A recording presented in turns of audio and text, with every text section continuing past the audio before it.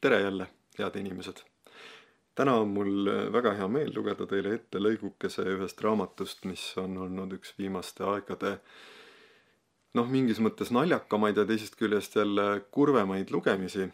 See on Serhii Žadani Depeche Mode, mis ilmus 2020. aastal Loomingu raamatukogus.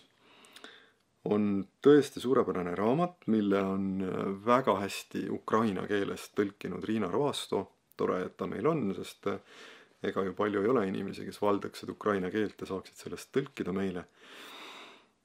Ja mis siin ikka pikemalt? Loen siis teile selle lõigu ette, mis annab, ma arvan, päris hea maitseproovi sellest teosest. 17.06.93. Neljapäev. Proloog. 16.50. 17. juunil umbes kell 5 õhtul üritab koer Pavlov metroosse saada. Ta läheb värava juurde, astub vormiriietuses tädi ette ja tõmbab taskust välja veteranipileti. Vormiriietuses tädi vaatab piletit ja loeb Pavlova Vira Naumivna. Mis see on, küsib ta. Vanaema, ütleb koer Pavlov. Kus on vanaema? Siin on vanaema. Koer Pavlov osutab pileti peale. No ja siis, ta on veteran. No ja mis sina tahad? Ta põles tanki sisse. Tädi vaatab uuesti piletit. No mine tea, mõtleb ta. Võib-olla põleski. Pildi järgi ei saa ju aru. No olgu, aga mis sa minust tahad, küsib ta. Laske läbi mind, ütleb koer. Mis sinul siis viga on, põlesid ka tanki sisse või? No ei, oodake, mangub koer. Äkki ma viin talle süüa. Mis süüa? No süüa, noh. Koer püüab meelde tuletada, mida vanaema õigupoolest sööb, kui antakse. Piimatooteid näiteks, juustu. Ise oled juust, ütleb vormiriietuses tädi, aga mitte vaenulikult. Koer saab aru, kuidas see kõik kõrvalt välja näha võib. Ta taob peaga vastu hiiglaslikku otsatut müüri, mis eraldab teda elust.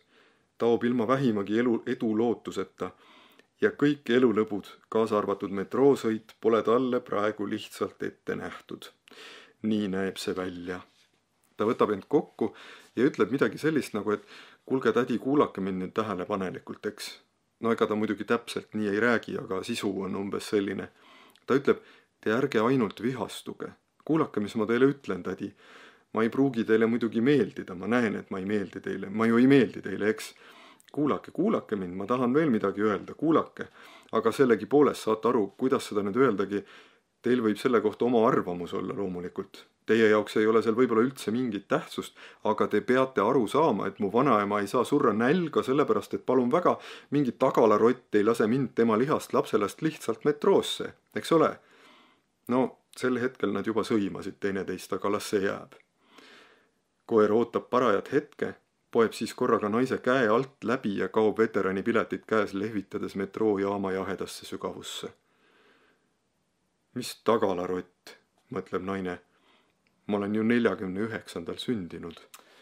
Jah, niisugune parasjagu pöörane lugu sellest, kuidas 1993. aasta mõne juunipäeva jooksul mõned Harkivi noormehed siis ringis seiklevad, täpselt nii, nagu see tol ajal võis välja näha.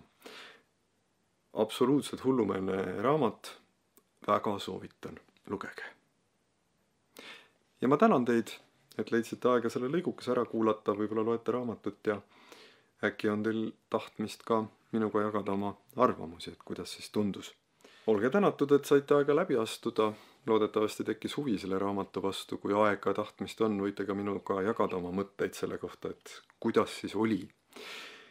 Ja kui kõik hästi läheb, siis loodetavasti kohtume juba mõne aja pärast. Head lugemist!